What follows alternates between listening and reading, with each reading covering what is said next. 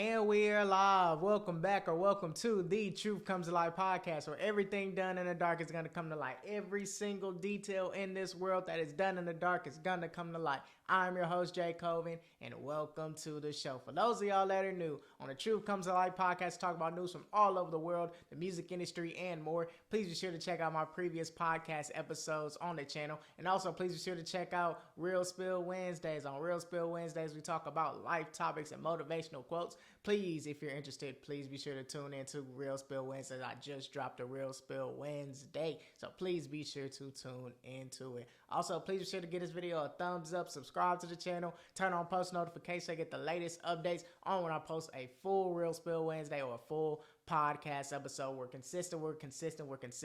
This should be the 200 video special, y'all. We're at 193 videos. With this full podcast coming out and the segments coming out, we should be eclipsing 200 total videos on the channel. I really thank y'all, and I really appreciate each and every one of y'all that have tuned into the channel, liked, commented, subscribed, showed y'all support in any way, shape, or form, shared the video. I really appreciate each and every one of y'all that have showed love to the podcast channel from the bottom of my heart, for real.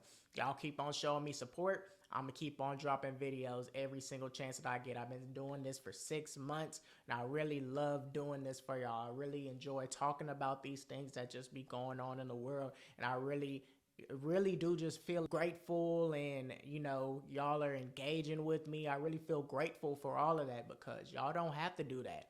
But y'all take the time to watch the video, comment, like, do everything that y'all can to support the channel. So from the bottom of my heart, I really thank y'all, and I really love y'all. We're going to stay consistent.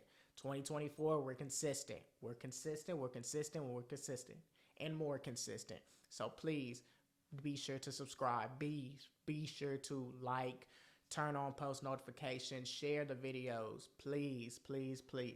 Also, please be sure to follow me on IG, TikTok, and X at the Truth Comes to Life podcast, because who knows, whatever I post on one of those social media platforms is like a foreshadow on what I will be talking about for the next podcast episode or Real Spill Wednesday, because I do Real Spill Wednesday topic suggestions, and I will be doing that for my podcast soon. So please be sure to follow me on those social media platforms, so that way y'all can stay engaged with me, because I want to feel engaged with y'all, and I want y'all to feel as though y'all can engage with me. It's a family. This Truth Comes to Life podcast is a family thing. I want y'all to feel like y'all can talk to me on social media platforms and all of that. So please be sure to follow me on the social media platforms. And even if some topics don't make it to the full podcast episode, we can still talk about it on social media. If I post something or if I see something that's, talk worthy, and we can just talk about it. Y'all voice y'all opinion, I voice my opinion. So please be sure to follow me on the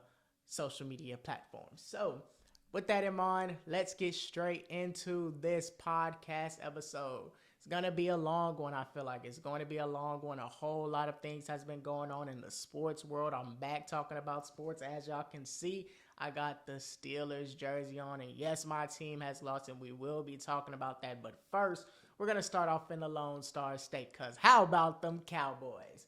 There's two teams that you don't trust making the playoffs. When they're in the playoffs, there's just two teams that you just don't trust. You don't trust the Dallas Cowboys, and you don't trust the Miami Dolphins. And we're going to start with the Dallas Cowboys losing to the 7th seed. A 7th seed has never won a playoff game, but today was the day that the Green Bay Packers beat the Dallas Cowboys, go into Jerry's World and beat the Dallas Cowboys 48-32 to advance to the NFC divisional round, where they faced the 49ers. The Dallas Cowboys were a 2 seed at the time.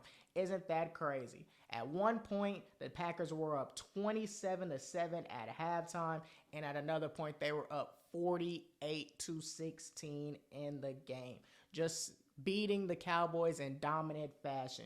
Jordan Love played absolutely phenomenal. 16 of 21, 272 yards, 3 touchdowns. Aaron Jones also had him a game like he always has in the past games that he has played against the Cowboys. This time he has 21 carries for 118 yards, 3 total touchdowns. He averages almost 6 yards a carry, 5.6 yards a carry. Romeo Doubs had himself a game, 6 receptions, 151 yards and 1 TD. Luke Musgrave had a huge TD, 3 receptions, 52 yards.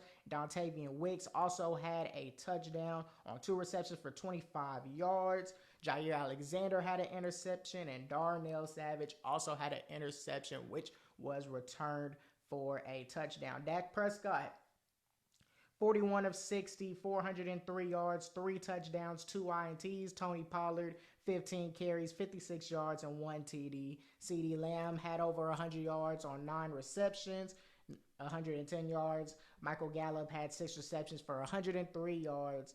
Jake Ferguson, 10 receptions, 93 yards, 3 total touchdowns. Now, you look at Dak Prescott's numbers, and you see that he was 41 of 60 for over 400 yards, 3 total touchdowns. You would think, if you just look at the numbers, if you don't look at the game, you would think that Dak had himself a good game. Wrong. And I'm tired of these people with this game. The Cowboys were dominated. The Cowboys got punched in the mouth the whole entire game.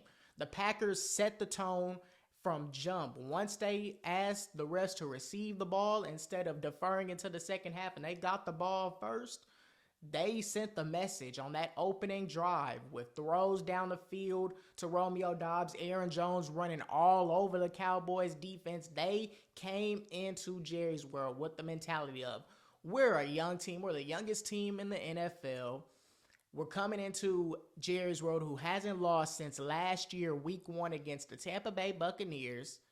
And we're going to send a message. We're the youngest team in the league. We're going to send a message that we're not supposed to be here, but since we're here, we're going to send that message that we can beat you on both sides of the ball. And that is exactly what the Green Bay Packers did from the first possession all the way to the last possession. Great drives all the way through the game. The Cowboys defense just couldn't stop a cold. The Cowboys defense couldn't stop a nosebleed. Literally, that was ridiculous by the Cowboys defense. Ridiculous by the Cowboys defense. You can't allow 5.6 yards a carry and expect to win football games. You just can't do it. You just can't do it. Jordan Love looking like prime Aaron Rodgers, throwing off a back foot, completing throws on a dime. And I'm going to show y'all some plays too. But with all that being said, and we know that the Cowboys defense was one of the best defenses that we have seen this season. You know, they were the 2nd seed. They looked like the best team coming into the playoffs in regards to all the teams that made the playoffs in the NFC and the AFC. They looked like one of the best teams. They looked like a team that can compete with the San Francisco 49ers. It felt as though the Dallas Cowboys was going to get that rematch in San Francisco and try and go to the Super Bowl. But with all of that pressure with the Dallas Cowboys, it just seems as though that when playoff time comes, it don't matter what seed they are. They could have home field advantage throughout the playoffs, or they could be the 5th, 6th, or 7th seed. It just doesn't matter. For some reason in the playoffs, the Dallas Cowboys will get your hopes up in the regular season and choke in the playoffs somehow, some way. It doesn't matter what team it is. But specifically with the Green Bay Packers, they do not have their number. The Green Bay Packers have their number whether they're playing in Jerry World or they playing in Green Bay. They just do. For some strange reason, the Cowboys just cannot win against the Green Bay Packers. And Jordan Love, like I said, had him a phenomenal game. A phenomenal game. First year as a quarterback for Matt LaFleur, going from being the 2nd string, looking at what Aaron Rodgers was teaching him and just learning from what Aaron Rodgers was doing in games. He comes in his first playoff game and literally plays like Aaron Rodgers. Literally, what Aaron Rodgers was doing to the Dallas Cowboys, torching them left and right, that's exactly what Jordan Love was doing. And like I said, the defense just couldn't stop anything. But with all that in mind, we know that the defense played bad. But we cannot just sit here and let Dak Prescott off the hook. Dak Prescott is the main reason why they lost, and I'm going to say it. I'm tired of these people every single time in a playoff game where Dak throws these garbage time yards, these garbage time touchdowns. He comes in and he gets 300 plus yards, 400 plus yards at the end of the game. And if you just look at the stats, you'll be like, oh, Dak Prescott played a good game. But what did he do when it was 7-0? What did he do when it was 14-0? What did he do when it was 20-0? He threw a pick six. He threw 2 picks. If it wasn't for Jair getting touched, that would have been a pick 6. But that led to a touchdown. The one to Darnell Savage, you cannot throw that pass. And I'm going to show you all of these plays. You cannot throw that pass. But when the second half comes, for some strange reason, when they're down big 20 yards, 20 points. I said 20 yards. 20 points. When they're down 20 points. For some strange reason, oh, Dak wants to start playing. Dak wants to start cooking. Dak wants to start throwing touchdowns. Where was this in the first half? Where was this when you needed it? You and CD couldn't get on the same page. Ferguson was the only one that was playing. But all of these yards, these fugazi numbers that you're putting out for the fans to see, the 400 yards, that was the most garbage time 400 yards that Dak Prescott has ever had in his career. And all of his garbage time yards, it's a pattern. It always comes against the Green Bay Packers. For some strange reason, you look at the score and it will be 48-32. Oh, it was only a 2-possession game, and they almost made it a 1-possession game. At one point, it was 48-16. At one point, it was 28-7. The Cowboys were never in it. And Dak Prescott should be the face of the blame, because with you being one of the MVP candidates for the whole year, you having a phenomenal year in the regular season, in the playoffs, you just always choke. You always choke. Yes, we know that the defense played bad. Yes, this is not the defense that we've seen in the regular season. We get all of that. And they should have some blame too. We get it. But Dak Prescott is the one that got paid. Dak Prescott is the one that wanted all this money. Dak Prescott was the one that felt as though he was one of the top quarterbacks in the league. So when playoff time comes, you got to show it. You got to show that you're one of the top quarterbacks in the league, like your Mahomes, like your Burrows, like your Allens. You got to show it.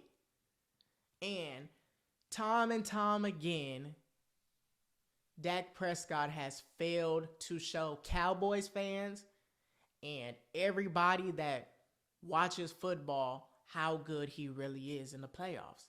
He's a good quarterback. Don't get it twisted. He's a good quarterback. But playoff time, he is not that good at all. When it matters most, he is not that good at all. He can get you to the playoffs. He can get you some wins. But with playoff time, he cannot get you a win, a meaningful win to save his life.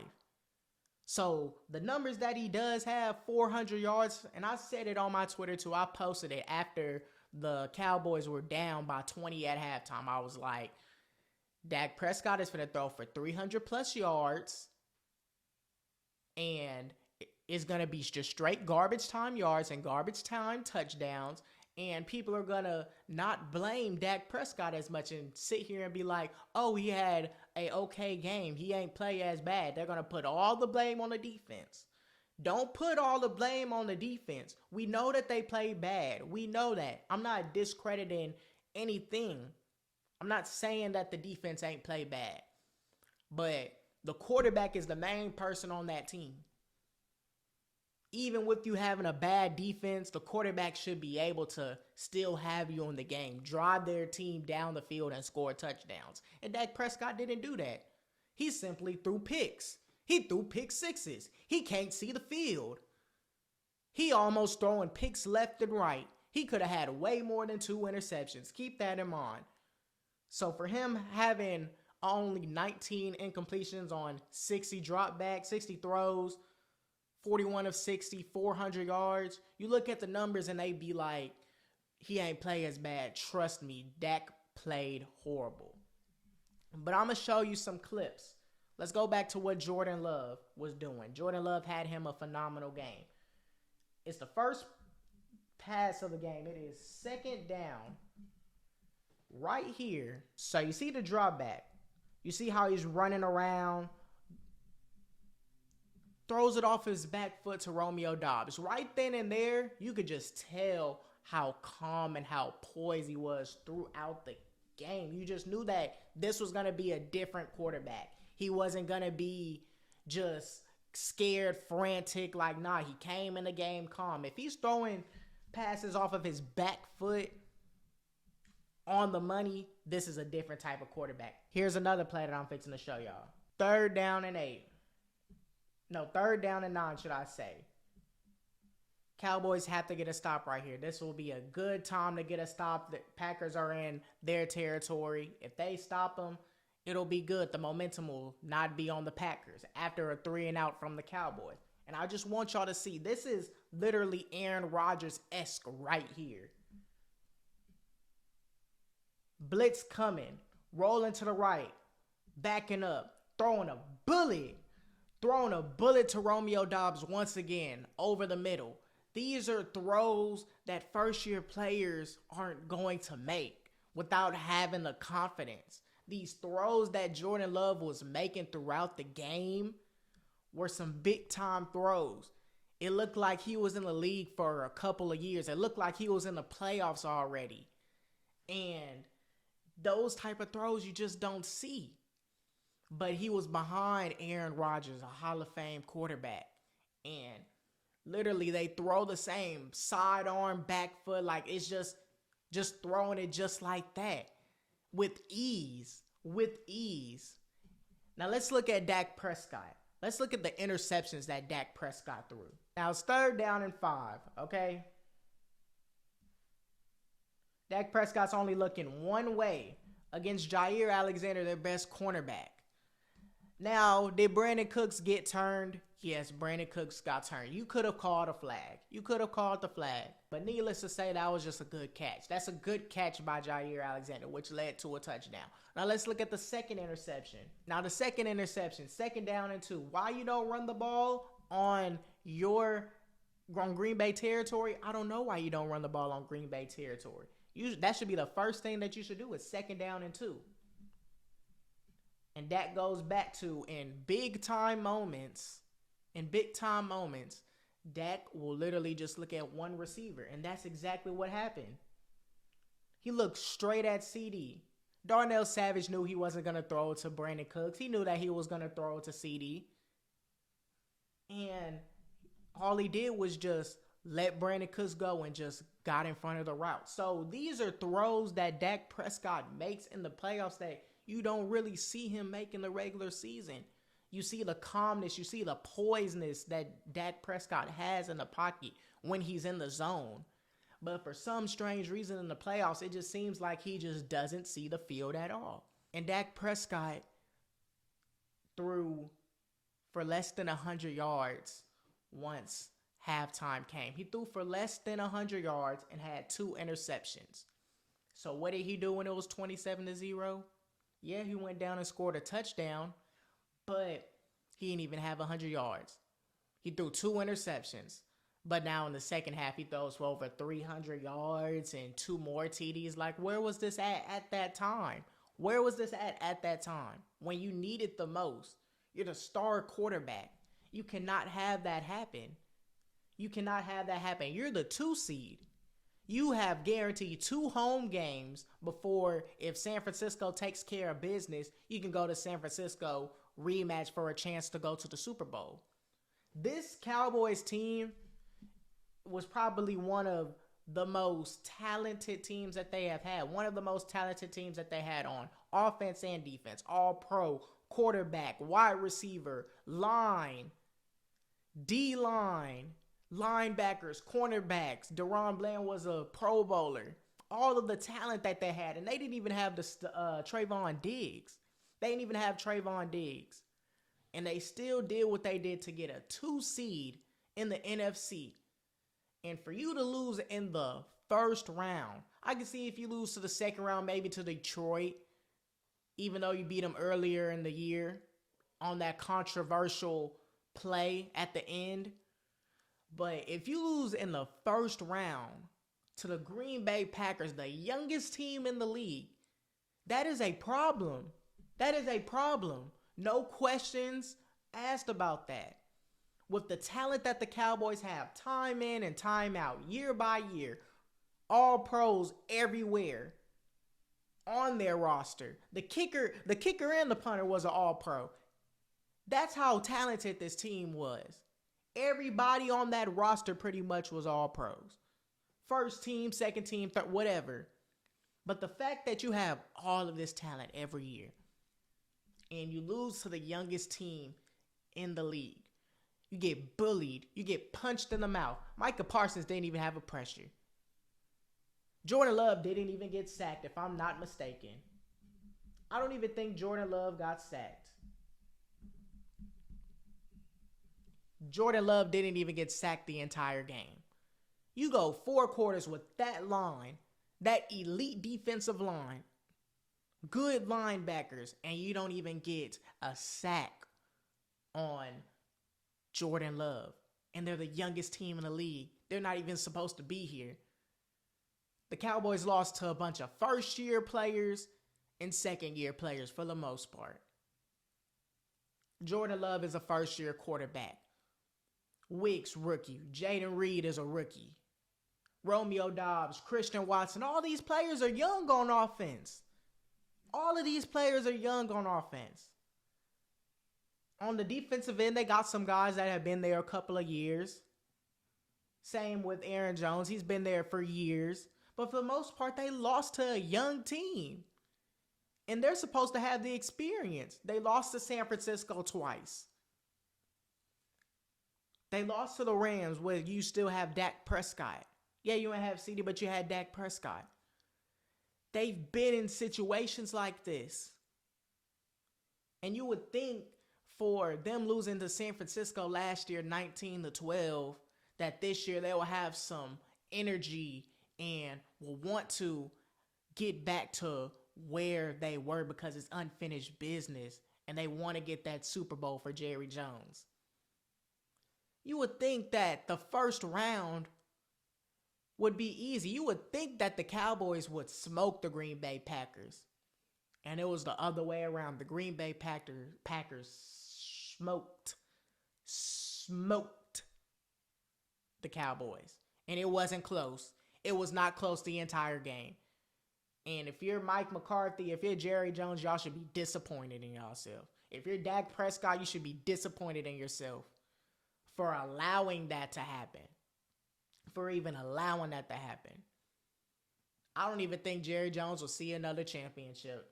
That's how mad I am at this team, and I'm not even a Cowboys fan.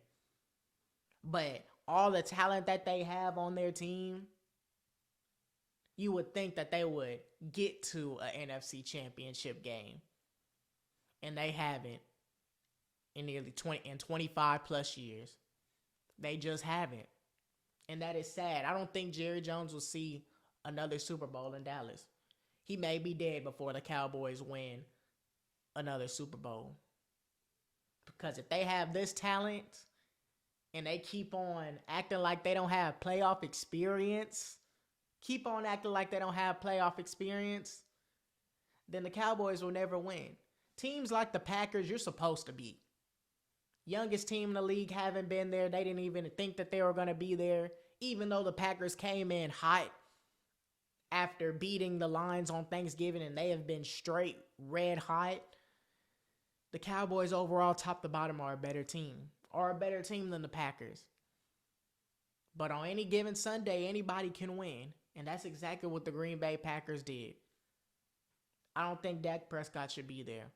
I don't think Dak Prescott should be a Cowboy. I really don't. Because when it matters most, he doesn't show up. That money that he got, that elite quarterbacks have, Lamar Jackson, Patrick Mahomes, Josh Allen, Joe Burrow, all of these quarterbacks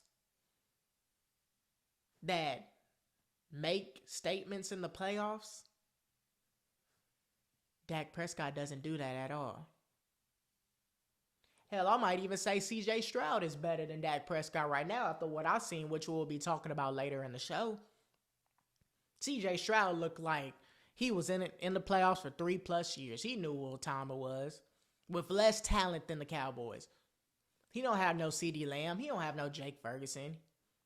He got Dalton Schultz, but he don't got no CD Lamb. He don't got that line that Dak Prescott has had for years. Tyler Smith, Tyron Smith, Zach Martin. All of these guys. All of these are pros. And Dak just isn't the answer time and time again. And that should be an issue.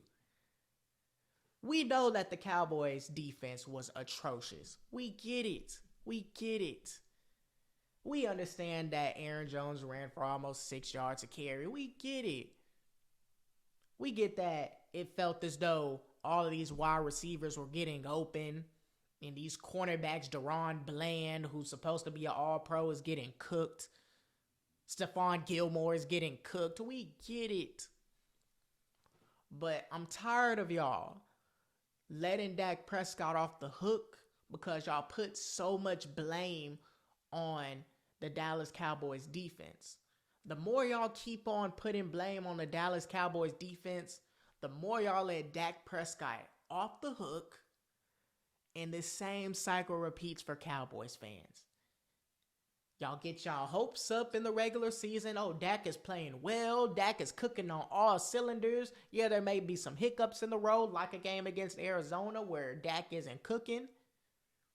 But overall for the season, he's an MVP favorite. He's averaging over 300 yards, couple of touchdowns. Dak is having one of the best seasons of his career. But all of that gets nullified by his playoff performance. But nobody talks about that.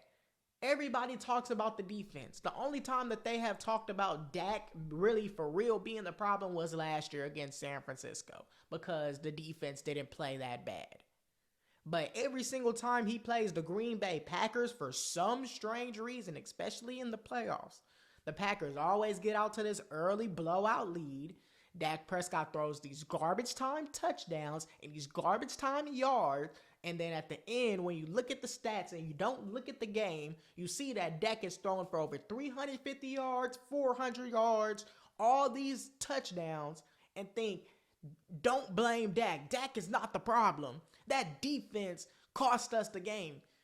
Dak is the problem. Something has to change. We get that the Cowboys defense didn't play good. We get it. But the more y'all keep on blaming them, the more y'all letting Dak off the hook each and every time. And y'all get y'all hopes up. And when playoff time comes, it's the same cycle. So until some of y'all fans and until some of y'all people that don't watch the game or try and put the blame on the defense, which we get, they played trash. Put most of y'all blame on the person that is making that big time money, who's supposed to carry y'all in clutch situations, that's supposed to come in no matter if the defense is bad and take y'all to the promised land. He's not doing it. Dak is not doing it in the playoffs. And I want him to prove me wrong, but as what I have seen these past playoff games, Dak is not the answer. Y'all can work on the defense all y'all want. Y'all got talent. Y'all got talent on the defense. But Dak Prescott should not be there. He shouldn't. Because when playoff time comes, he's a deer in headlights. If CD ain't open, he don't know what to do. If his first option ain't open, he don't know what to do. First in the regular season, he looking at his first option, second option, third option. And then throwing the ball if he needs to. But Dak Prescott in the playoffs is a whole different animal. A whole different animal. And it's not looking good at all. Shout out to the Green Bay Packers for beating the Dallas Cowboys. Didn't even allow a sack. That is great offensive line. That is great for the youngest team in the league. They are continuing to stay hot. And they will be playing the San Francisco 49ers. So we will be talking about all of my predictions for the NFC and AFC divisional round later in the podcast. But shout out to the Green Bay Packers for coming into Jerry's world and destroying the 2 seed Dallas Cowboys, which a 7 seed, like I said, has not beat a team in the playoffs at all. They've all went home until the Green Bay Packers have changed that. So shout out to the Green Bay Packers for coming into Jerry's World and beating the Dallas Cowboys. Dallas Cowboys, you got a lot of questions. Whether Dak Prescott is going to be there, whether Mike McCarthy is going to be there. You got a whole lot of questions. With Mike McCarthy, he can get you to the playoffs, but is he going to get you those playoff wins? Mike McCarthy can get you contending for the playoffs, but is he going to win the one that matters with the Dallas Cowboys? That's the big time answer. That's number one. And number two, are y'all going to continue to stay with Dak Prescott, or is it time to get somebody else? Is it time to get somebody else? That's the big question in Big D right now. That's the big question. So, good win for the Green Bay Packers. Moving on to the NFC divisional round to go up against the San Francisco 49ers.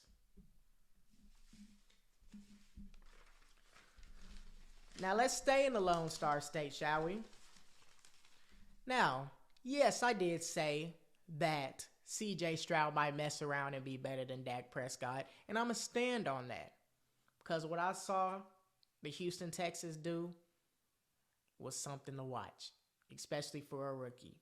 So the Houston Texans dominate the Cleveland Browns in the AFC wildcard game, 45-14 in the rematch from Week 17, where Amari Cooper went off, had over 200-plus yards and a couple of touchdowns. CJ Stroud was not looking like a rookie.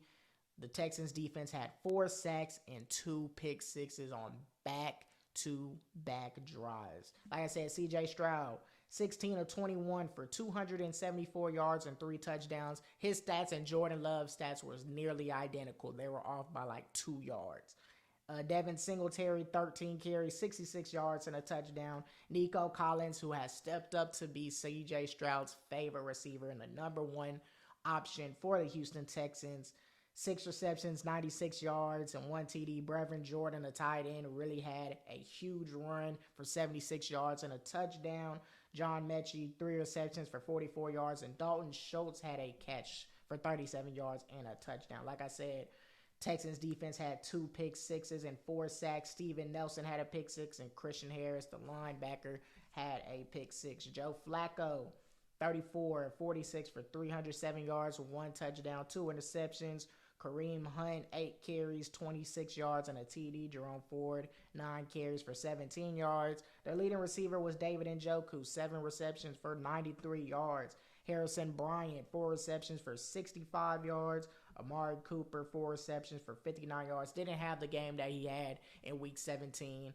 And Kareem Hunt also had 5 receptions for 9 yards and a touchdown. Joe Flacco, he played good in the first half. You thought that this game was going to be a very entertaining game based on how Joe Flacco was playing. Joe Flacco was throwing the football effectively, getting everybody involved like he was playing.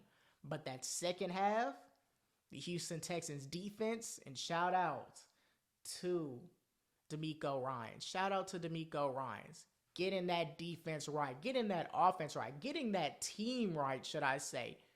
Turning the team around, and in his first year making the Houston Texans a playoff team and making them advance to the AFC divisional round. And that defense stepped up. That defense really stepped up. He must have brought what he had in San Francisco and brought it to these people, these players in Houston, because this defense stepped up in the second half. They really stepped up. Like I said, they had 4 sacks and 2 pick sixes on back-to-back drives. And that's what killed the Cleveland Browns. Those 2 pick sixes killed them. The momentum shifted. It really shifted. It shifted before that win. C.J. Stroud got the touchdown. But after that, when the 2 interceptions happened, the momentum was completely on the Texans side. And after that, the Houston Texans just poured it on them. And I want y'all to just look at some of these throws by C.J. Stroud. Like, some of these throws were just pinpoint, calm, just throws. 3rd down and 6 right here. think this was the first drop for the Texans. Getting hit as he throws a bullet to Nico Collins. Throws a bullet to Nico Collins. That's a big time throw right there, which led to a field goal. And then on 2nd down and 20, the Browns defense, you just can't allow this to happen. You can't allow C.J. Stroud to roll all the way to the right and have him have enough time to throw it to the left. You just can't let that happen.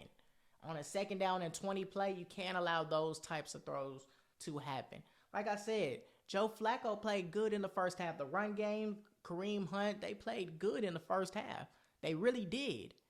But once this touchdown came to Dalton Schultz, and the 2 pick sixes came right after that, it was a momentum shift for the Houston Texans. They just started pouring it on the Cleveland Browns.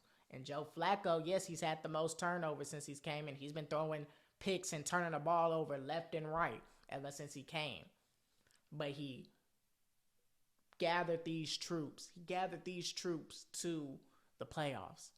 And especially after beating the Texans earlier in the week, just before the playoffs, you would think that the Cleveland Browns would have confidence on beating them again. But the Texans proved them wrong. And I personally had the Browns winning. This game and advancing. But the Houston Texans really proved everybody wrong. They really did. And they did it in dominant fashion. I didn't expect them to win 45-14. I thought it was going to be a close game.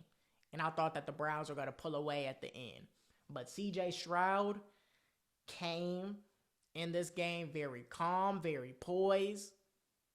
Didn't let the pressure of it being his first career game get to him. And he was just throwing bullets. He was throwing some nice balls. To his receivers. And their defense really was the anchor to them winning the game. It really was. Texans have a pretty good defense. And the Browns really just ain't have no answer after the second half. They just didn't. They scored their 14 points early. It was 14-17 at one point. It was a one possession game. But when that second half came, Texans just kicked it in the high gear. And they ran away with it. 45-14. That's going to be a good game. The Ravens versus the Texans. That is really going to be a good game.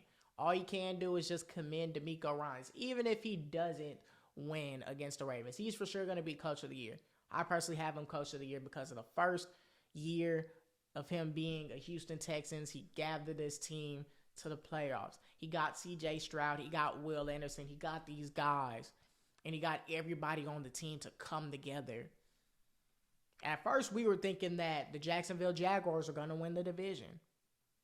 But they end up falling down, and the Texans just kept rising. And they beat the Colts. A big game. When it mattered most, this dude, C.J. Stroud, can play. Against the Browns, he balled. Against the Colts, he balled. He had good games when it matters most. And the poise and the calmness that he had in these games, that's what makes it different about C.J. Stroud. C.J. Stroud has top 10 quarterback potential. He just does. You can just see it. And he doesn't even have the talent that some of these quarterbacks have. Like Tua, like Mahomes. He doesn't have an elite person like Dak Prescott. He doesn't have an elite wide receiver. He doesn't have an elite tight end. He doesn't have the best line. But he's doing it with what he has. And he's a leader. You can tell that he's a leader. When C.J. Stroud got hurt, you could just tell it was different with the Houston Texans and how they played. But once C.J. Stroud came back, this team was different. This team was hot. And when it mattered most, the Texans took care of business to make the playoffs, because if they lost that game, they were not making the playoffs. And they played the Browns again, and they won. In dominant fashion. The Browns, they haven't made the playoffs like that. They're not really experienced. So them going on the road was going to be a tough task. It's hard to beat a team twice. And the first time they didn't have CJ Stroud. It's hard to beat a team twice. So them coming into Houston, it was going to be a tough battle. It's going to be a tough battle. But to lose this way, and yes, you don't have Deshaun Watson. Yes, you're rolling with Joe Flacco. But you don't come in Houston and lose that way. You just don't. Yes, this team is really inexperienced in the playoffs. They are. But you just don't come and lose that way. You just don't. In dominant fashion, throwing pick sixes. After having a good first half. It was 14-17 at one point. After that, the Texans scored 30 points unanswered. 28 points unanswered. Literally. You can't allow that to happen, Browns. So, shout out to CJ Stroud. CJ Stroud might be, I ain't gonna say it. I ain't gonna say he's a top 10 quarterback. But he is better than Dak Prescott. He's better than Dak Prescott. Right now, after what I just seen, yes, this 1 year player, this 1 year rookie is better than Dak Prescott. I will stand on that. Y'all can argue with me down in the comments section, but I will stand by that.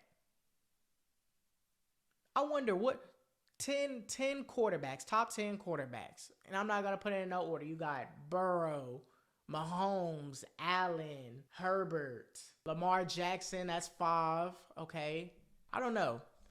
But what I will say is CJ Stroud is better than Dak Prescott. He's the best quarterback in Texas. Y'all could argue with me on that one.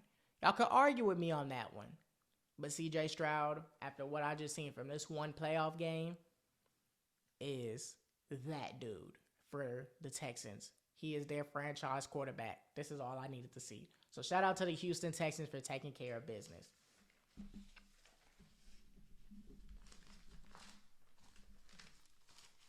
Now let's move to the Sunday night game. This, in my opinion, was the most interesting game out of all the games that had came on. The Detroit Lions win their first playoff game since January 5th, 1992. Isn't that crazy? They beat the LA Rams 24-23 in Matthew Stafford's return to Detroit, and Jared Goff's going up against his former team. The Lions advanced to the divisional round where they faced either the Buccaneers or the Eagles, and as we know now, they're going to face the Buccaneers. Jared Goff had himself a game, 22-27 for 277 yards and 1 TD. David Montgomery, 14 carries, 57 yards, 1 TD. Jahmyr Gibbs, 8 carries, 25 yards and a TD. And he also had 4 receptions for 43 yards. Amon-Ra St. Brown, 7 receptions, 110 yards, leading receiver. Josh Reynolds, 5 receptions, 80 yards. Sam Laporta had himself a TD on 3 receptions for 14 yards. Aiden Hutchinson had 2 sacks. Matthew Stafford also had himself a good game. He was 25-36 for 367 yards and 2 TDs. Kyron Williams, 13 carries for 61 yards. Puka Nacua, 9 receptions for 181 yards and a TD. He was their leading receiver. Tutu Atwell, 1 reception, 38 yards, and a TD. And Cooper Kupp didn't even really have himself a game like we know Cooper Kupp normally does. He only had 5 receptions for 27 yards. But what I will say is this. That man Puka Nacua is different. That boy Puka Nacua is a dog. He is tough. There were so many times where Matthew Stafford threw hospital passes and this dude was catching them. He was getting hit so many times, but he stayed tough and he had almost 200 yards. The most catches and yards for a rookie ever. Like, he was a dog. But it was the Detroit Lions that came on top of this game. This game for the Detroit Lions was the definition of bend but don't break. That Detroit Lions defense literally bended, but it didn't break at all. The Rams got in the red zone so many times, especially in the second half. They got into the red zone, but instead of getting touchdowns from those possessions, they got field goals. And that was the difference from the game. That was the difference between the LA Rams going on to the second round and the Lions going on to the second round. That defense bended very badly, but it didn't break. Matthew Stafford had himself a game. He really did. There were some throws that he was making. It was like, yeah, that was some good throws that Matthew Stafford was throwing, especially in the first half. Both quarterbacks played good in the first half. Jared Goff did, and Matthew Stafford did. Both teams were able to move the ball up and down the field in the first half, especially in the first possession where the Lions scored a touchdown and the Rams got a field goal. They were moving the ball effectively. Both teams were. The second half, like I said, both defenses kind of stepped up to the table, but the Lions really stepped up the most because of the simple fact it was the Rams getting in the red zone, and they only could get field goals. They only could get 3 points. Only could get 3 points. First, if they got 7 points, oh yeah, the Rams would have easily won this game. Easily would have won this game. But the Lions' defense held up time and time again. Right when you thought that they were going to break and Puka Nacua was going off and they were getting into the red zone and Matthew Stafford was cooking, they hold them and they stop them and they got to kick 3. And it's like a deep breath for all Lions fans. That defense was holding up. They were literally holding up. Now I want to show y'all this throw that really impressed me by Matthew Stafford. And it was the touchdown to make it 17-21. To make it a one-possession game. Right before halftime. He drops back and throws it. Look how tight the coverage is. And obviously Tutu Atwell takes it to the house. But look how tight that coverage is. Matthew Stafford had to throw the ball where only Tutu Atwell could get it. And he did. He delivered. That was a bullet that Matthew Stafford threw. Like I said, he was cooking. And let's go to the end of the game. Let's go to the last drive that the Rams had. So as y'all see, it's 3rd down and 14. You can make the argument that that was a flag on the DB for grabbing Puka Nacua before the ball came. You can easily make that. But that was the difference. That was the difference in the game. The flag didn't get thrown, and the defense bended, but it didn't break. It didn't break. And that was the key thing that the Detroit Lions did to win the game. They didn't break. And obviously, the last play, let's go to it. Jared Goff dropping back and throws a bullet to Amon-Ra St. Brown. We knew that that was coming. We knew that that was coming. I don't know why the Rams didn't expect it to come. We knew that it was going to go to Amon-Ra St. Brown in these big-time moments. But the Rams just couldn't stop it. The Rams just didn't stop it at all. But Puka Nacua, what you can say for next year, he is that dude. You could have said that this year. He is that dude.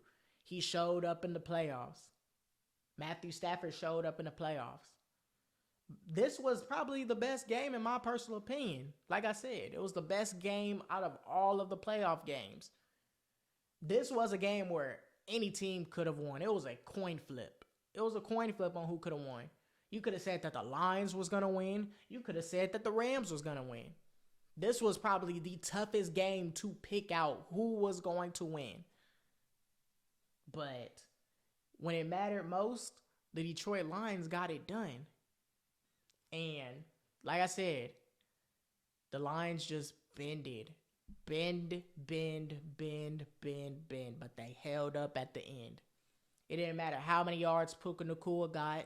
It didn't matter how many times the Rams went up and down the field on the Lions, especially in the first half. When it mattered most, they held them to 3. And that's all that matters. In the playoffs, you got to get touchdowns. You can't get field goals and expect to win the game. And that's exactly what happened. Dan Campbell told his team, 3 points, not 7. You hold them to 3, it's good. But if you give up 7, it's hard. It's hard to win. And that's exactly what happened. When it mattered most, 3 points for the Rams. 3 points for the Rams. Last possession, didn't get it on fourth down. Didn't get it at all. Could have made the argument that it was a flag. You could have. He grabbed him. He did. But needless to say, the Rams just couldn't punch it in the second half. They just couldn't punch it in. After the touchdown in the first half, they didn't score no touchdowns in the second half. They scored nothing but field goals. Meanwhile, the Lions, all they had to do was just do that. Hold them and just score. Hold the ball, hold them to 3, and just score. And that's exactly what they did. And that's exactly how the Detroit Lions won the game. That's exactly how they won a game. This was the most entertaining. This was top-tier script writing by whoever wrote the script. Matthew Stafford coming back to Detroit. Jared Goff going up against his former team. Top-tier script writing. And it was top-tier script writing for this whole playoffs, where Mike McCarthy going up against his former team. Tyreek Hill going up against his former team. This was top-tier script writing. But at the end of the day, the Lions pulled off the win for the first time since, I don't know, it's been so long, 1992. Do you not know how long that is? Do you not know how long Detroit fans have been waiting for the Detroit Lions to come through? This is the only thing they have. Because we know with the Detroit Pistons, they absolutely suck. They shit. But the Detroit Lions, on the other hand, this was a promising season. So if they didn't get this win, it would have went right back down in regards to fans really feeling like, oh yeah, we can believe in this team. And shout out to Dan Campbell. Dan Campbell's only been with the Lions for 3 years, and in 3 years has made a quick turnaround and has made this team a contender. Last year, we knew once they went on a hot streak and beat Green Bay to knock them out the playoffs, we knew that coming into this year that the Lions were going to be a good team. We knew that they were going to be a good team. How good were they going to be? We didn't know. But winning the division, all in 3 years, winning a playoff game for the first time since 1992. Some of these fans now wasn't even alive at that time. But Dan Campbell has came through and in 3 seasons has turned the whole franchise around. And you can only just give him credit. You can only give him an applause. That's all you can do. The Lions are for real. You can now say that now since they won a playoff game. Jared Goff got a new fresh start with the Detroit Lions, and he has proved to be the quarterback for the Detroit Lions. That he can play. You got to remember, Jared Goff was the first overall pick in the NFL draft. You got to remember, Jared Goff made a Super Bowl. Now, yes, that defense was good. Yes, if it wasn't for the pass interference not being called, they would not have made it. But needless to say, he made a Super Bowl. Jared Goff is a good quarterback. Jared Goff better than Dak Prescott. You can make the argument for that. That's how I'm feeling right now. Dak Prescott is complete ass. Until I see that he can prove himself in the playoffs. Until I can see that, Dak Prescott ain't one of those ones. But Jared Goff has made a Super Bowl. Jared Goff has took the Detroit Lions to the divisional round, where they play the Bucs at home. They were supposed to play the Cowboys again in Jerry's world, but now the Detroit Lions are finna play another home game against the Bucs, which I feel confident in them winning, and they could mess around and go to the NFC Championship game. All in 3 seasons with Dan Campbell being the head coach. You can just give him a round of applause. That's all you can do. And you can do the same with Jared Goff. This team has rebuild, has started from the bottom, got guys, St. Brown, Laporta, who's a rookie. Laporta's a rookie. Decker is the oldest one on the team, if I'm not mistaken. This team is young. They rebuild it from this team that is still on the roster. Decker is the only one that is still on that roster. Everybody else has got cut, traded, all of that. This was a whole rebuild. A fresh new scene of guys. They got Branch from the draft. They got Aiden Hutchinson from the draft. Big time guys. Big time guys. They got Gardner Johnson. They got guys on their team. And Aiden Hutchinson is going to be there for a long time. 2 key sacks, 2 big sacks. Aiden Hutchinson, it will be a Detroit Lion for a long time. If he keeps up what he's doing, he can be one of those ones. He can be one of the best D-lines in the league and be in a Hall of Fame. He can. He got to keep it up. He has to keep it up. But Aiden Hutchinson has proved that he can be in Detroit. And he is there to stay. Same with Jared Goff. Amon-Ra St. Brown, Laporta, young guys. And Dan Campbell is the answer that Detroit Lions fans have waited for so long. They waited. How long is it going to be for the Lions to be good? They had Matthew Stafford and Calvin Johnson. They couldn't get over the hump. They had to trade Matthew Stafford away after everything that he has done, and it was mutual. Matthew Stafford goes to the Rams and win him a Super Bowl. And what does the Detroit Lions get at first? They don't get nothing. They get Jared Goff, but they didn't get nothing after that. Then they get Dan Campbell. And he comes 3 seasons and turns this whole franchise around.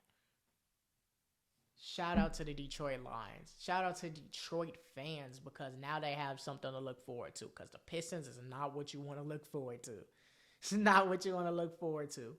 So, great win for the Detroit Lions. And yes, y'all are going to play the Tampa Bay Buccaneers.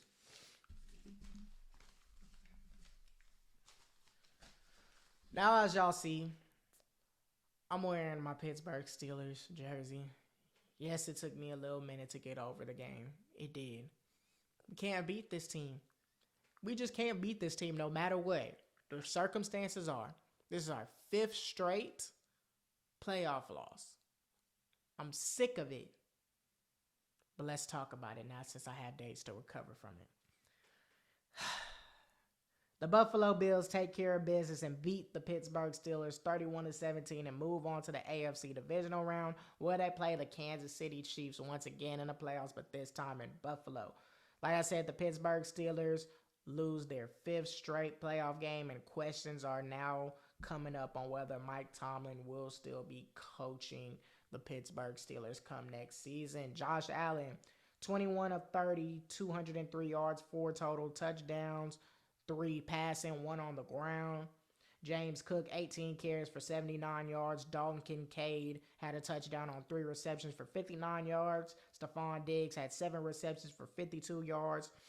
Khalil Shakir was 3 receptions for 31 yards and 1 TD. Dawson Knox, 1 reception for 9 yards. And they also got an interception. Mason Rudolph didn't play as bad. 22 of 39 for 229 yards, 2 TDs, and 1 INT. Jaylen Warren, 8 carries for 38 yards. Najee Harris, 12 carries for 37 yards. Pat Freiermuth was their leading receiver in yards with 5 receptions for 76 yards. Deontay Johnson had a touchdown on 4 receptions for 48 yards and 1 TD. George Pickens, 5 receptions, 50 yards. And Calvin Austin with 1 reception for 7 yards and a TD. Man, this was tough to watch. This was hard to watch. And the Steelers were a 7 seed. We didn't think that we were going to beat the Bills. At least we put up a fight. But the fact of the matter is that we really could have beat this team. But for some strange reason, we just cannot beat this team. Mason Rudolph didn't play bad. For him being a second string quarterback, he didn't play bad at all. He found himself a rhythm in the second half. He ain't play as good in the first half, but the second half he was finding himself a rhythm. But it's boneheaded plays by the Pittsburgh Steelers that just gets to me. George Pickens reaching to try and get some extra yards. Okay, fumble. What does that lead to? Dalton Kincaid scoring a touchdown. Miles Jack had 3 boneheaded plays. You allow a touchdown. You unnecessary rough Josh Allen. And then you want to tackle Stephon Diggs like he got the ball. Then he don't even got the ball. What is going on right now? What is going on with Myles Jack? After you were just with Jacksonville playing good, you come to our team, and in this game specifically, you make boneheaded decisions, boneheaded plays. You cannot have that happen. You just can't. And we almost fumbled the ball twice. I don't even know how the Pat Freiermuth one wasn't a fumble. I don't. But that could have been our second turnover. But what really killed the Steelers, obviously, we couldn't stop the Bills. We couldn't stop the Bills when we needed to. But the pick in the end zone really, really killed the Steelers. You score that touchdown, and I'm going to show y'all. It's 14-0, second down and goal from the 3-yard line. First off, why are we not giving the ball to Najee Harris and Jaylen Warren, who have been playing very well in the second half of the season? Why are we not giving it to them? Why are we not putting Washington on the line right now, our big tight end, and we're line for line, our O-line versus the Bills D-line, and why are we not attacking them? Why are we not attacking them? Why are we throwing a out route, a comeback route in the end zone on second down and goal from the 3-yard line? You wait till third down and goal to do that. At least give Najee Harris or Jaylen Warren a chance at the ball. But as y'all see, an interception. Play calls like that is so stupid. You don't do those type of things.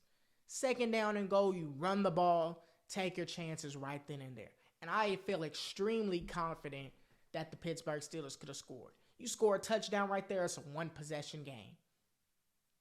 The defense was holding up a little bit. It just, when it mattered most, they just didn't hold up. There was a time where it could have been one possession had they got this stop.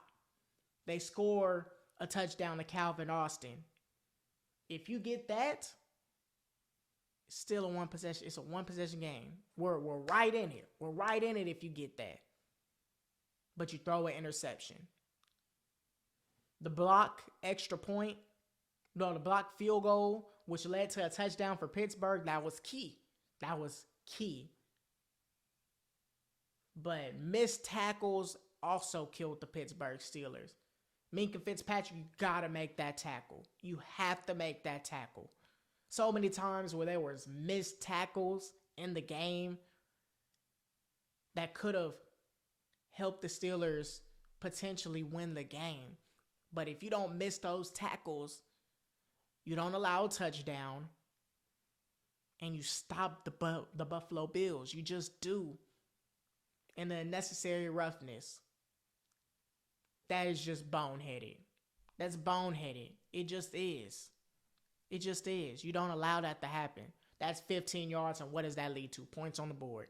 It leads to points on the board. You can't do that, Myles Jack. You have 3 boneheaded plays the whole game. You let Stephon Diggs, after a catch, go on the sideline and drink y'all's water. That's a statement. You shouldn't even allow that to happen no matter who it is. If it's someone on the opposing team, you don't allow that to happen.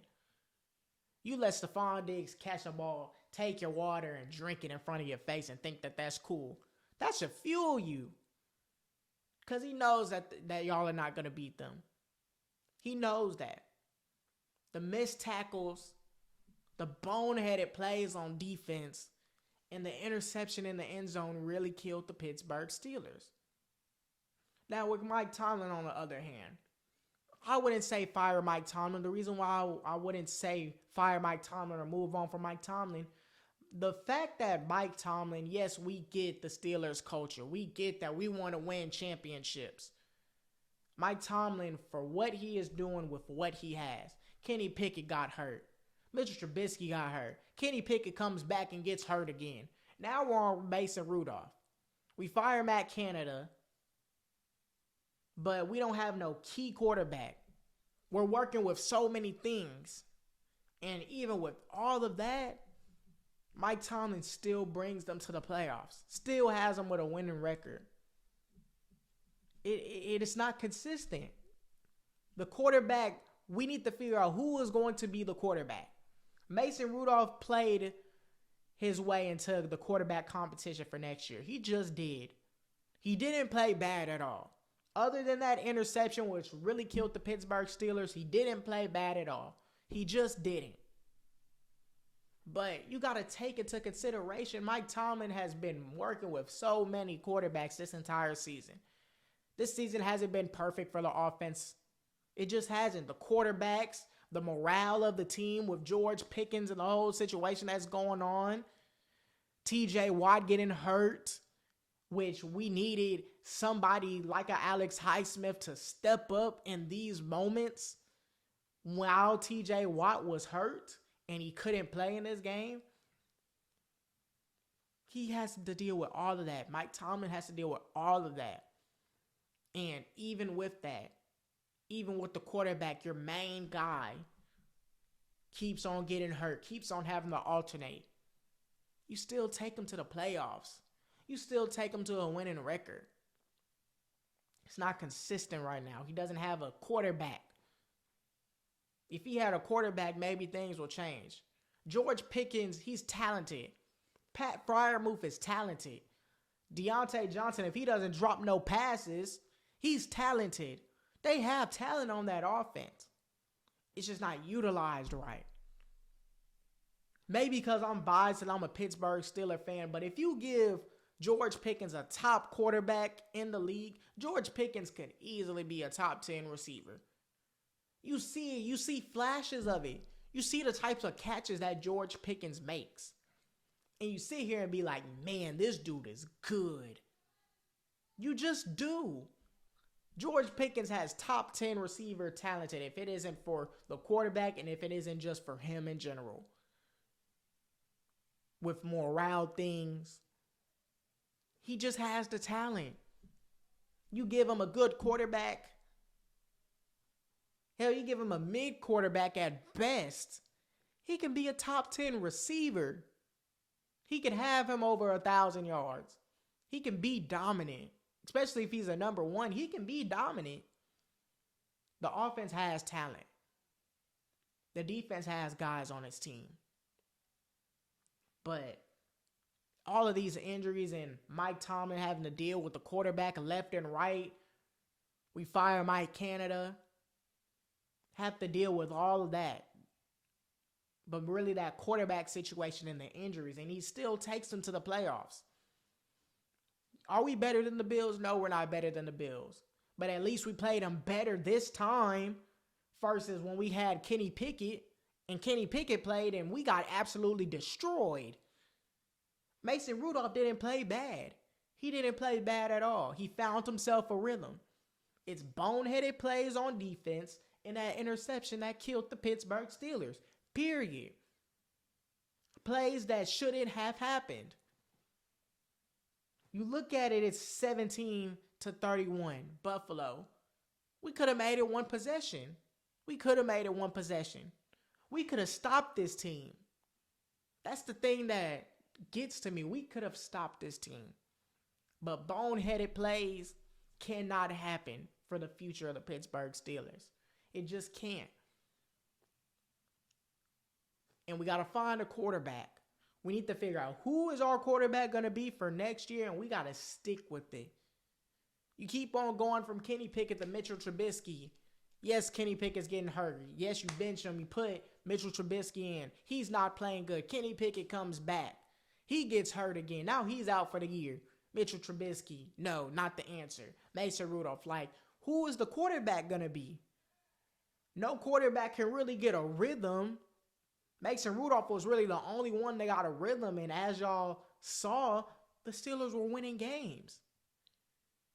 The game that they beat Seattle was a big-time win for the Pittsburgh Steelers. At Seattle, that's a big-time win. The game against the Ravens, yes, the Ravens didn't have everybody this week. But needless to say, we swept them the year. We swept them this year. We just did. So, we got to figure out who our quarterback is. We just do. Whether we're going to get somebody, Russell Wilson or somebody, Whether it's somebody that we got or we going into the draft. And we cannot be making boneheaded plays because that's what killed the Pittsburgh Steelers at the end of the day. And it really hurts to say that. It really does. Because we can beat this team. Josh Allen, there were so many times where he could have threw picks to us. If we just catch some interceptions, if we just catch one of them, it can change the whole game. He's a turnover machine. He was throwing some pick potential plays, but the Steelers just couldn't convert. And we just couldn't get to him. It felt like Josh Allen had Tom in that pocket, or he'll roll to the right and he'll find somebody. He just will find somebody, and it's just like, man, the Steelers can beat the Bills. But going into the next season, do I feel as though Mike Tomlin should be the coach? Yes, I feel like Mike Tomlin should be the coach. I do. Because of what he's working with and everything that's going on, and he still gathers his troops to a winning season and sometimes the playoffs. Yes, it's his 5th straight loss. Yes, I get it. But you can't fault the man for if he's working with 3 quarterbacks the whole year. And morale things, like, you can't get mad at him for that. But needless to say, good win for the Buffalo Bills and advancing to play the Kansas City Chiefs.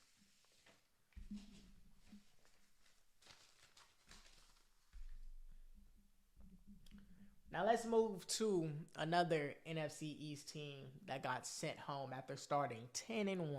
If the Cowboys won't make it, then the Eagles aren't going to make it either. So the Tampa Bay Buccaneers dominate at home against the Philadelphia Eagles, winning 32-9 to advance and play San Francisco. Matter of fact, they played the Detroit Lions in a divisional round while the Eagles lose 6 out of their last 7 games after starting 10-1, and questions if Nick Sirianni is going to be the coach is in question. If he's the future guy. Baker Mayfield was cooking 22 of 36 for 337 yards and 3 TDs. Rashad White, 18 carries, 72 yards, was averaging 4 yards a carry. Cade Otton had himself a game. He was the leading receiver, 8 receptions, 89 yards. David Moore had himself a touchdown on 2 receptions for 66 yards. Trey Palmer had a touchdown on a 56-yard catch by. Who was he going up against? James Bradbury, which we'll be getting into in a second. Mike Evans didn't even play that good. 3 receptions, 48 yards, but he could have had a touchdown at the beginning of the game. He really could have. Chris Godwin had a touchdown on 4 receptions for 45 yards and a TD. Jalen Hurts, 25 of 35 for 250 yards, 1 TD. DeAndre Swift, 10 carries, 34 yards.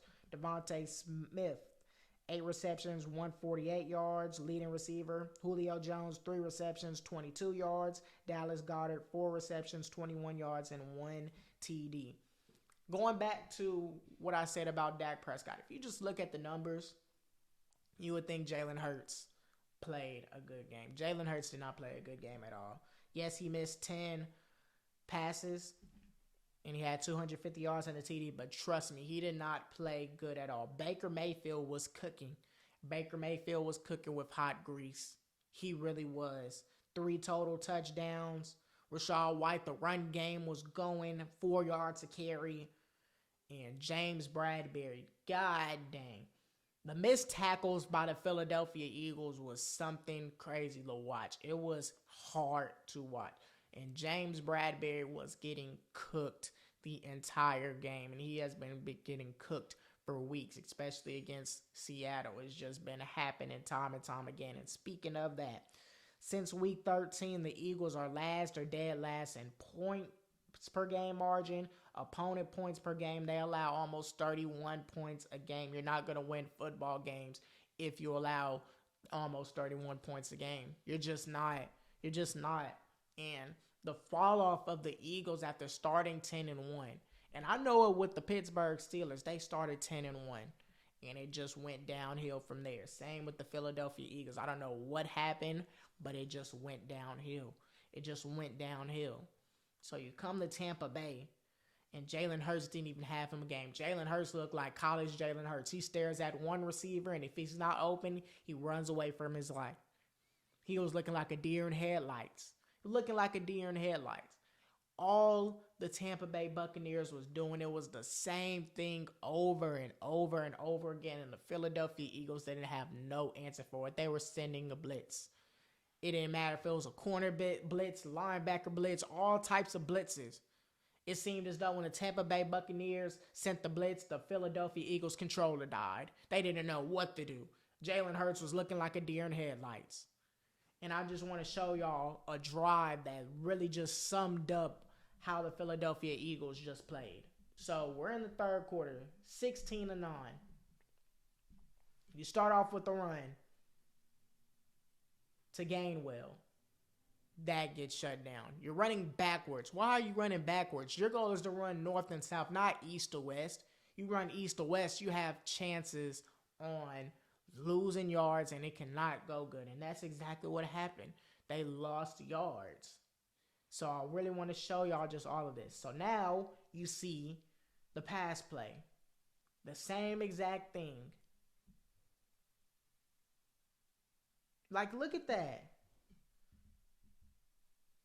He literally is just backing all the way back, going to the end zone.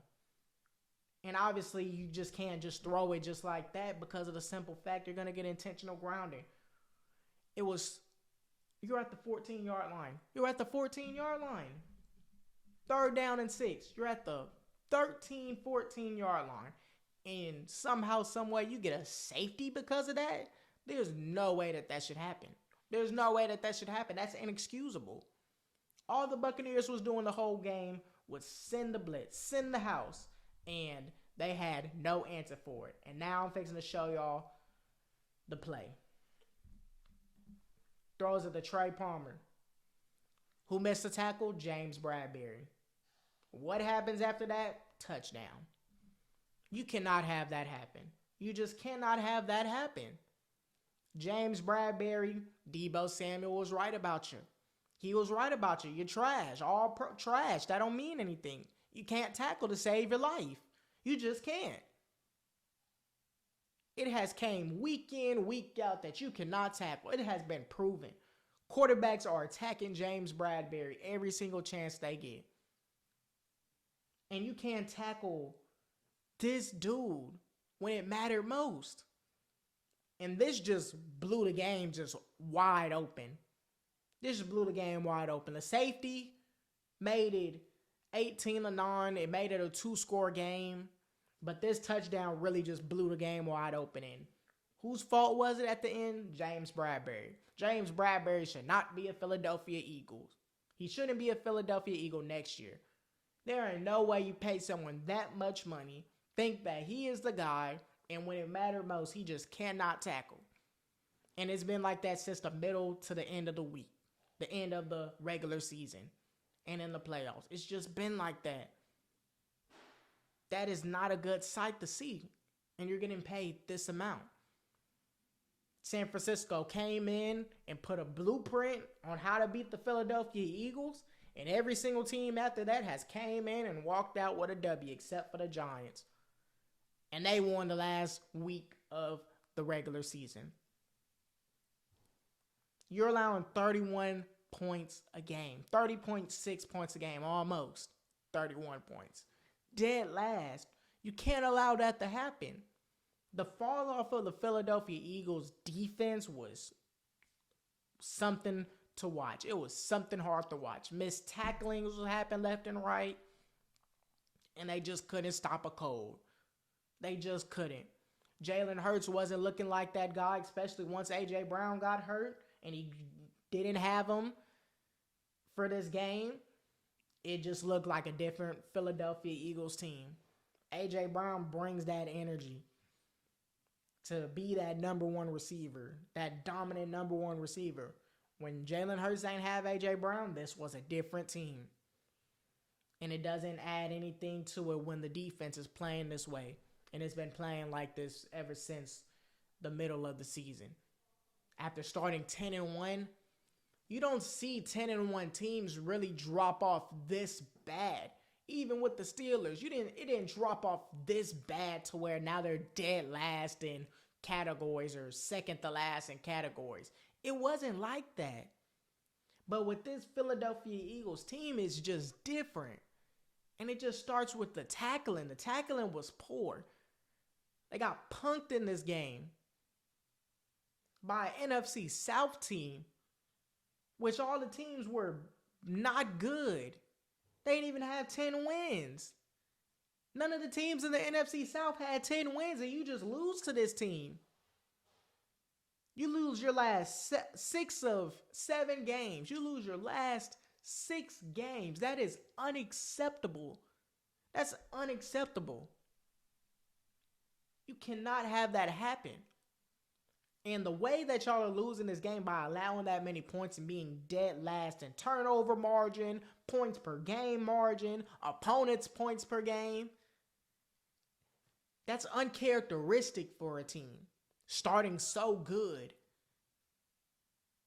You have a coach, a cocky coach. I don't like Nick Sirianni.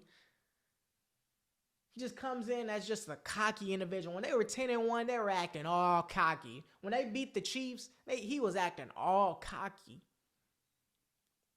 But it came full circle around him. And now his team just got eliminated in the first round.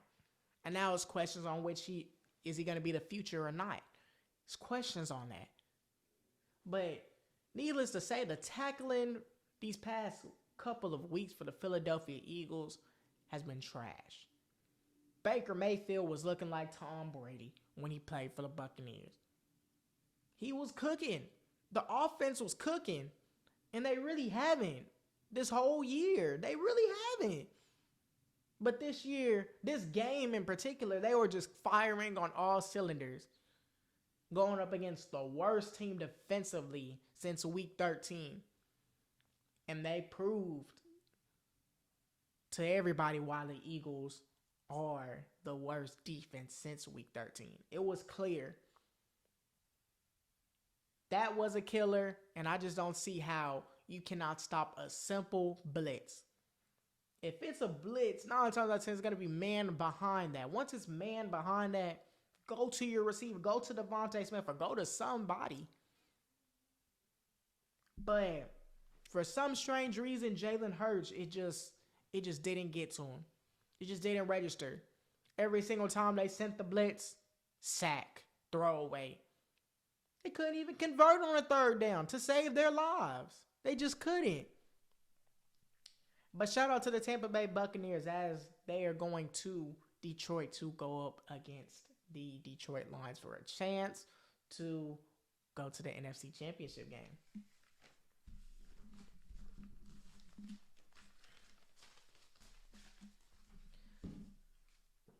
Like I said, this NFL playoff year was W script writing by whoever wrote the script.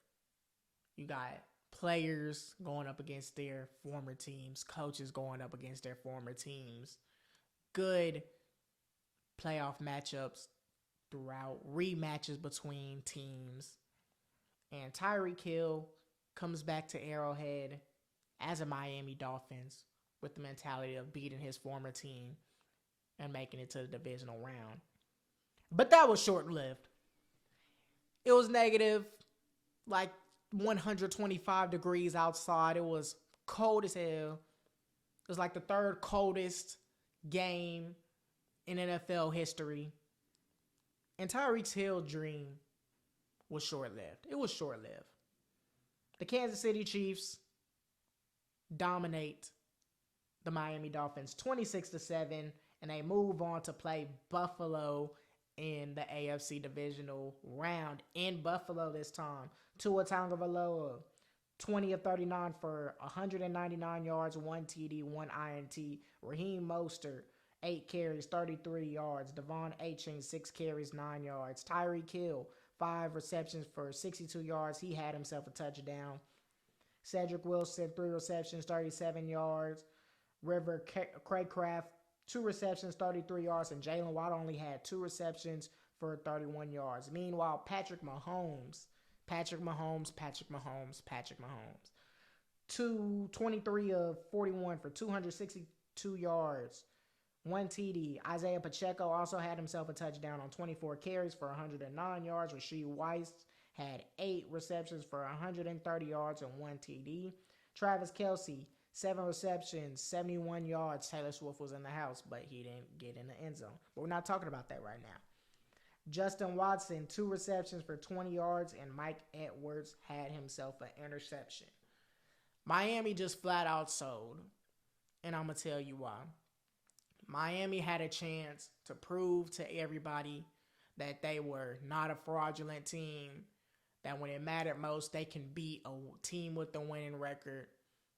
And yes, they beat the Dallas Cowboys, but we all know how that ended with the Dallas Cowboys. We realized that they were frauds. But you have a chance to beat the Baltimore Ravens. You have a chance to just win. You have a chance to get home field advantage if you beat the Baltimore Ravens. If you beat the Buffalo Bills at the end of the season to get the 2 seed and lock up the AFC East. You have a chance to do all of that. But instead, you get blitzed by the Ravens and you lose to the Buffalo Bills. So now you got to go on the road and go up against the Kansas City Chiefs. Versus if you play in Miami, nice 60, 70, 80 degree weather. Now you got to go to negative 125 degrees and go up against the Kansas City Chiefs. And we know the Miami Dolphins cannot play in the cold to save their lives. They just can't. Tua is trash in the cold. He cannot play in the cold. Every single time he plays in the cold, he always plays trash. He didn't even get to 200 yards. And he threw an interception, which was his fault. He's underthrowing footballs left and right. The Miami offense really just abandoned the run. They didn't even run the ball like that. The only person on that Miami Dolphins team that is used to playing in the cold is Tyreek Hill, and that's because he played for Kansas City. Other than that, there ain't nobody on this Miami Dolphins team that can play in the cold. There just isn't. But you had an opportunity to not even put yourselves in that position. You had an opportunity. You could have played in 70-degree weather. 70-degree weather. But instead, you playing in a tundra against Patrick Mahomes. And I don't care what the Kansas City Chiefs record is. Playoff time, Andy Reid and Patrick Mahomes will come through. It doesn't matter. They're the 3 seed.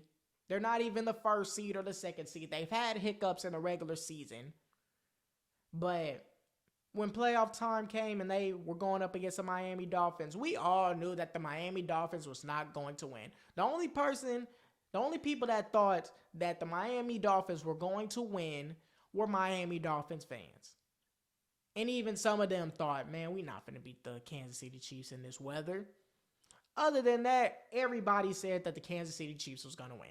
Everybody said that the Kansas City Chiefs was going to win. 100%. This was the only game out of all the games where 9 times out of 10, if I had to put my life on it, if I had to put my career on it, the Kansas City Chiefs was going to win. This was the game that I was going to bet on.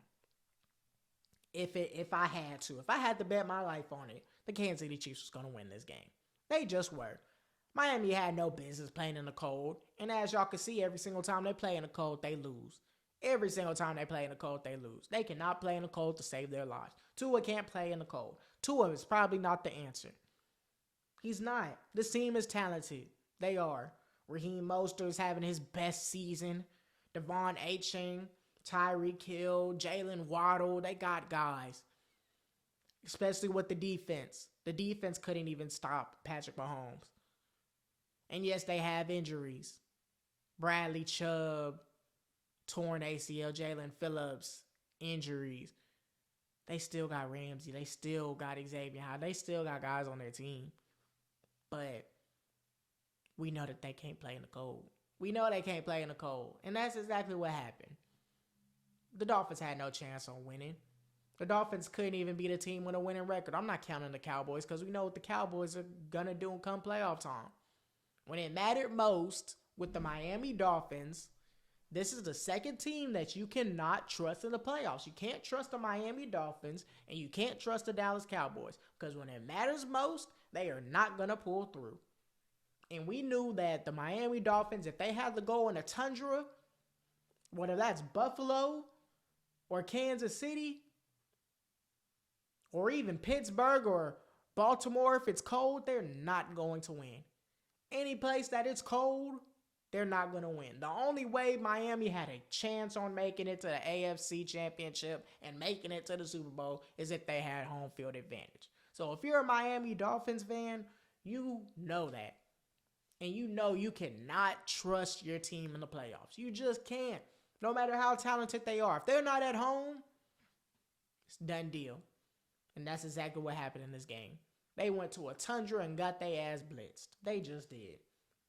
So good win for the Kansas City Chiefs and moving on to play Buffalo for the AFC divisional round.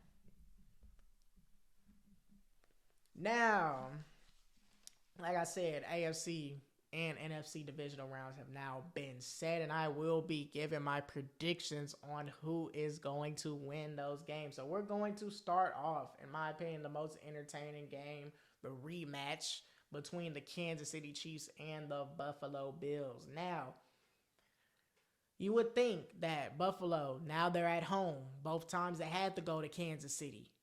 Every single time it felt as though they had to go to Kansas City in order to play the Kansas City Chiefs. But now they're at home. But even still with that, you can't go against Andy Reid and Patrick Mahomes. It's kind of like with Tom Brady and Bill Belichick. You just can't go up against them. You just can't pick another team over the Patriots. You just can't. As we saw last year, the Buffalo Bills was at the top in regards to seeding. And what happened? They lost to Joe Burrow at home. They lost to Joe Burrow at home in the Bengals. They just did. So with that in mind, do I feel like Buffalo has a better chance on beating Kansas City at home this year? Yes, I do. Both teams are hot. Buffalo is way hotter than the Kansas City Chiefs, what I will say. But with that in mind, I still have the Kansas City Chiefs winning by one score. It's not going to be a two-score game by either team. If Buffalo wins this game, then I have Buffalo will win by one possession. But if Kansas City wins, I have them winning by one possession. The margin is going to be probably 6 points. Not even 7. It's going to be 6 points. This is going to be a good game. This is going to be a good game defensively, I feel like. Both defenses are going to step up to the plate. But I feel like when it matters most, whoever has the ball last is going to win this game. And I feel as though the Chiefs are going to have the ball last, and Patrick Mahomes is going to step up like he always has in the playoffs, and they're going to win. They're going to win. I feel like Travis Kelce's going to have a touchdown. I feel like James Cook is going to have himself a touchdown. I don't think Diggs is going to have him a touchdown. I feel like Josh Allen is going to play okay, and I feel like Mahomes is going to play okay. They're not going to play good. But I feel like when it matters most, whoever has that ball last is going to win. So with that in mind, I feel as though Kansas City is going to win the game and advance to the AFC Championship game. I do. So let's move on to the Ravens and the Texans. Like I said earlier, shout out to DeMeco Ryans. He's potentially Coach of the Year. I feel like he's Coach of the Year in my opinion.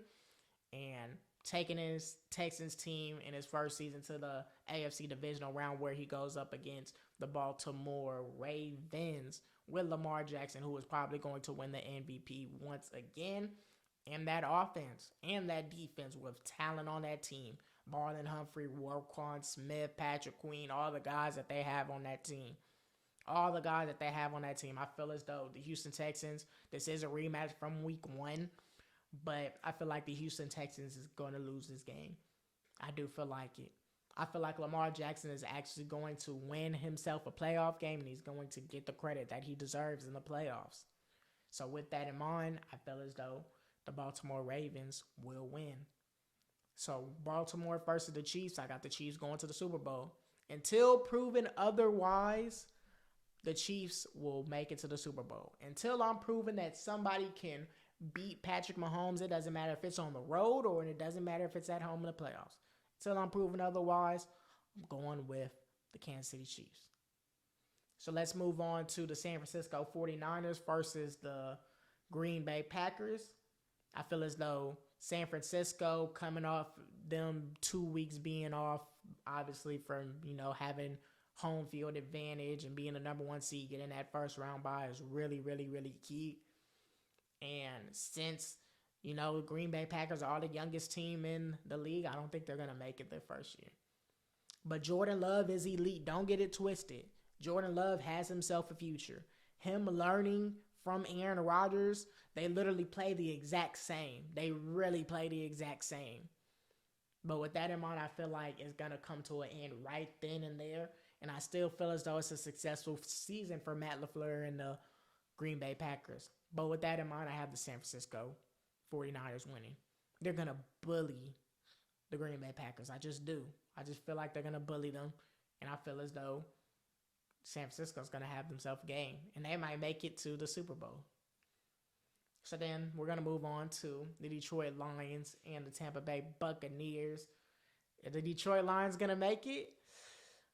I think this is the best shot. I think this is the best shot that the Detroit Lions will make it to the NFC Championship game. I really do. This is their best shot.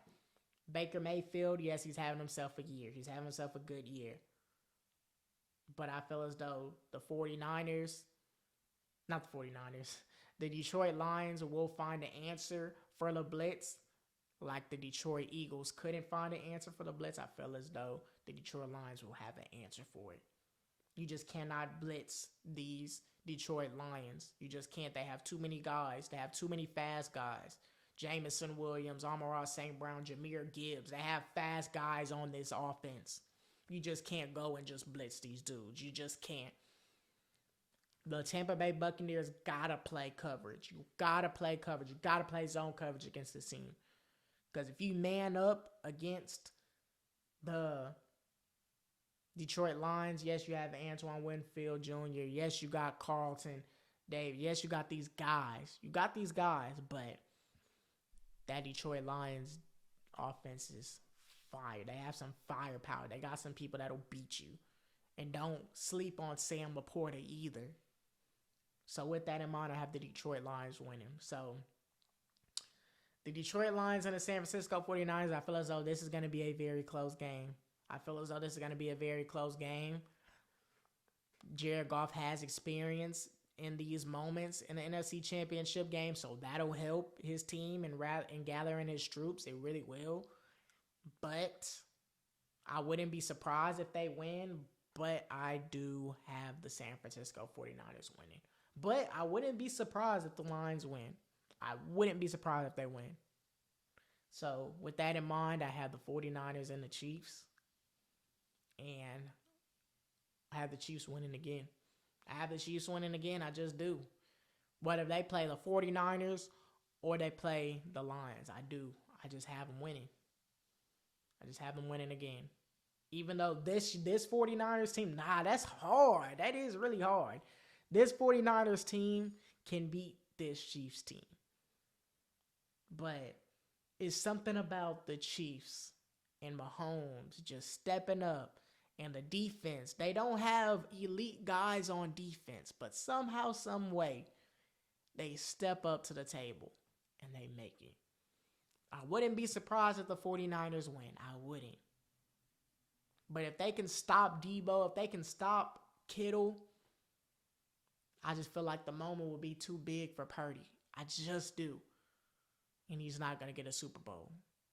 I feel like Mahomes and Andy Reid and that experience, they're going to win this Super Bowl in Las Vegas. So with that in mind, that is the end of this podcast episode. If you made it to the end, please be sure to give this video a thumbs up, subscribe to the channel, turn on post notifications to get the latest updates on when I post a full podcast episode or a full Real Spill Wednesday. We're almost at 200 videos. I love each and every one of y'all. Follow me on IG, TikTok, and X at The Truth Comes to Light Podcast. And with that in mind, I love each and every one of y'all. And y'all have a nice rest of y'all night.